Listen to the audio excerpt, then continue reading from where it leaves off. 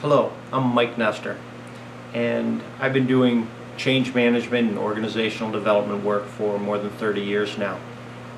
I'd like to share with you a simple model that I've developed that somewhat is my consulting model. It's what I think through in my head when I engage with executives to discuss their project.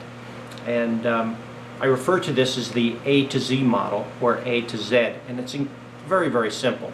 It basically has to do with the A being where you are now, and as with any change, you need to have some directional change. We'll call that Z.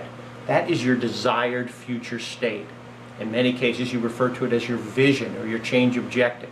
So you go from where you are, the as is, the current state, the current situation, to where you want to be, the Z, the vision, the change objective.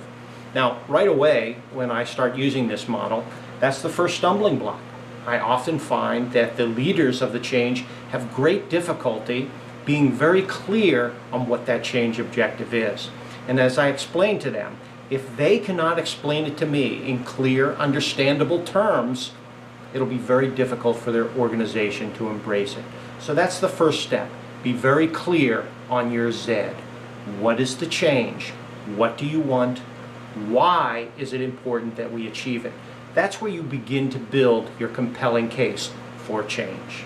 Now, because this model and the work that I do is focused on people, that's the focus of this model, people. So in terms of people, how do we align the people in the organization, the stakeholders, those impacted by the change, and those that we need to do something to make that change effective? That's what I'm referring to as the stakeholders. How do we get them to, one, support the change, and two, execute the change? So the next step is, once we're very clear on our Z, is to recognize who the stakeholders are.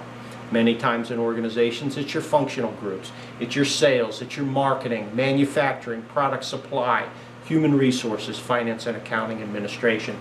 That typically is what's listed under the stakeholders.